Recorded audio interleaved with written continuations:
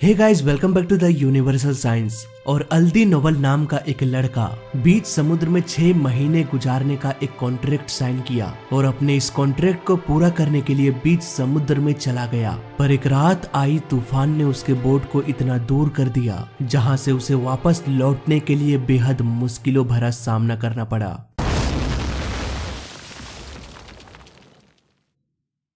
अठारह साल का एक इंडोनेशियन लड़का अल्दी नोवल, जो कि अपनी जिंदगी का पालन पोषण करने के लिए समुद्र में मछलियों को पकड़ने का काम किया करता था। उसके पास खुद का एक छोटा सा नाव भी था जिसे इंडोनेशिया में रोंगपोंग भी कहा जाता है। ये रोंगपोंग एक तरह से तैरता हुआ जहाज है जिस पर ना तो किसी तरह की मोटर लगी होती है और ना ही नाव को चलाने के लिए कोई पेंडल, बस सिर्फ ये पानी और हवा के बहाव में ही बहती रहती है। नोवल भी इसी रोंगपोंग का इस्तेमाल मछलियां पकड़ने के लिए करता था और इसी मछलियों को बेचकर वो अपनी जिंदगी गुजारता था। पर थोड़े से पैसे के लालच के लिए उसने अपने दोस्त से एक कॉन्ट्रैक्ट साइन किया। इस कॉन्ट्रैक्ट के हिसाब से लगातार नोवल को 6 महीने समुद्र में गुजारना था। उसके लिए ये कोई बड़ी बात नहीं थी क्योंकि वो अक्सर मछलियां पकड़ने के लिए महीनों भर समुद्र में गुजारा करता था। पर कहते हैं ना कि समुद्र के आगे किसी की भी नहीं चलती। प्लान के मुताबिक नोवल अपने जरूरत के सभी सामान को अपने नाव में रखकर समुद्र की सैर करने निकल पड़ा।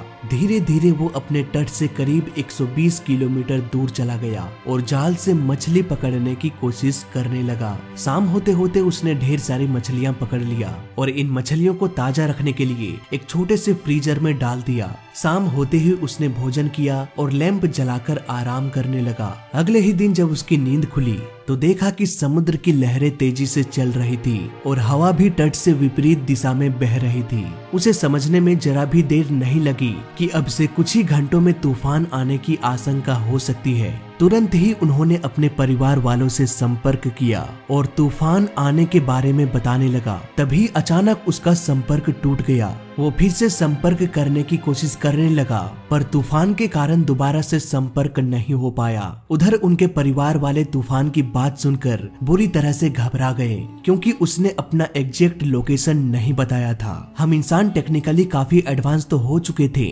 लेकिन उसके बोट में लाइव ट्रैकिंग का फैसिलिटी अवेलेबल नहीं था जिससे कि उसे जल्द से जल्द ढूंढा जा सकता था। उधर नोवल का बोट बहते हुए तट से दूर जा रहा था। किसी तरह से वो तूफान से तो बच गया पर अब उसे इस विशाल समुद्र में डर लगने लगा क्योंकि अब वो अपने तट से दूर निकल चुका था जहां से वापस लौटना बेहद मुश्किल लग रहा था। और जिस दिशा में उसकी बोट बह रही थी उस दिशा से शहर कोसों दूर था। इस दूरी के कारण कई दिनों तक उसे समुद्र में ही रहना पड़ सकता था। किसी तरह से वो एक दिन तो गुजार लिया पर रात में लैंप जलाने के लिए जो माचिस था वो पूरी तरह से भीग चुका था। उसके पास मछली पकाने के लिए भी कोई और संसाधन नहीं था। भूखा होने के कारण वो मछली कच्चा ही चबाने लगा। समय गुजरने के साथ साथ उसकी बोट और भी गहराइयों में जा रही थी। उसके पास खाने पीने का सामान भी धीरे धीरे खत्म होता जा रहा था। इसी तरह करीब 5 दिन गुजर गया। अब उसके पास पीने के लिए पानी भी पूरी तरह से खत्म हो गया।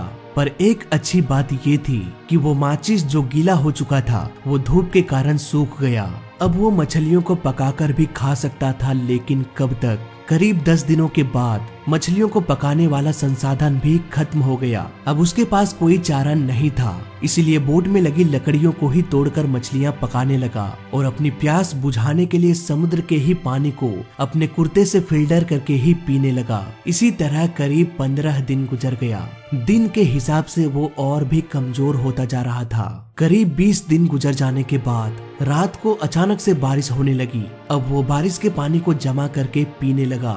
अगली सुबह जब वो मछली पकाने के लिए लकड़ी जलाने की कोशिश किया तो वो पूरी तरह से नाकाम हो गया क्योंकि बारिश की वजह से सारी लकड़ियां गीली हो चुकी थी। अब वो एक बार फिर से मछलियों को कच्चा ही खाने लगा। खाते खाते कुछ मछलियों के भाग को वो समुद्र में फेंकता गया, ये सोचकर कि इसके स्मेल से और भी मछलियां बोट के पास आएगी और उन मछलियों को पकड़कर आने वाले दिनों में उसे खाया जा सकता है। अब कुछ ही घंटों बाद बहुत सारी मछलियां उसके बोट के चारों ओर घूमने लगता है, लेकिन खून के स्मेल के कारण छोटी मछलियों के साथ साथ बड़े बड़े शार्क भी आ जाते हैं। नोवल ये देखकर बुरी तरह से घबरा गया देखते ही देखते शार्क मछलियां उसके बोट पर हमला कर दिया, पर शायद उसकी किस्मत अच्छी थी क्योंकि शार्क्स ने उसके बोट को ज्यादा नुकसान नहीं पहुंचाया। कुछ ही देर बाद वो सभी शार्क वापस चली गई। नोवेल हिम्मत करके अपने जाल को पानी में फेंक दिया और मछलियों को पकड़ने की कोशिश करने लगा। अब यहाँ पर उसके जाल में इतनी सारी मछलियां फंस गई कि कमजोरी के कारण वो रस्सी भी ठीक से खींच नहीं पाने लगा। लगातार 2 घंटे के परिश्रम के बाद फाइनली वो जाल को बोट में खींचने में समर्थ हो गया। अब खाने के लिए भी काफी सारी मछलियां थी, लेकिन सबसे बड़ी प्रॉब्लम थी पीने का पानी। बारिश का पानी लगभग खत्म होने चला था, बस कुछ ही घूंट पानी बचा हुआ था। दिन गुजरे, हफ्ते गुजरे और इसी तरह करीब 40 दिन गुजर गया। अब नोवेल इतने दिनों में पूरी तरह से कमजोर हो गया, इतना कमजोर कि उससे उठा भी नहीं जा रहा था। तभी उसे दूर से एक कार्गो शिप गुजरता हुआ दिखाई दिया। वो जोर जोर से चिल्लाने लगा, पर इतने विशाल समुद्र में उसकी बोट इतनी छोटी दिखाई दे रही थी कि कार्गो शिप में बैठे कोई भी शख्स उसे देख नहीं पाया और शिप नोवेल के बोट को अनदेखा करते हुए आगे की ओर निकल गया। शिप को देखकर तो इतना अंदाजा लग गया कि आसपास जरूर कोई शहर होगा, इसीलिए तो वो कार्गो शिप उधर से आ रही थी। अब उसके अंदर अलग से एक जोश आ गया और अब वो अपना रेडियो फिर से ठीक करने लगा, पर लाख कोशिशों के बावजूद भी वो किसी से संपर्क स्थापित नहीं कर पाया। करीब 48 दिन गुजर जाने के बाद 31 अगस्त 2018 को एक चमत्कार हुआ। उसके रेडियो से एक आवाज आई। वो फौरन ही रेडियो के पास चला गया और रेडियो पर बात करने लगा। उन्होंने कहा कि मुझे बचा लो, मैं इस समुद्र में 49 दिनों से फंसा हुआ हूँ, मुझे वापस अपने घर जाना है। तुरंत ही रेस्क्यू टीम नोवेल के पास पहुँच गया और इसके बाद उसे सही सलामत जापान ले जाया गया। कुछ दिनों के इलाज के बाद उन्हें वापस इंडोनेशिया भेज दिया गया। तो ये थी एक संघर्ष भरी कहानी नोवेल की। फिलहाल इस वीडियो में अभी तक के लिए बस इतना ही। जय हिंद, वंदे मातरम।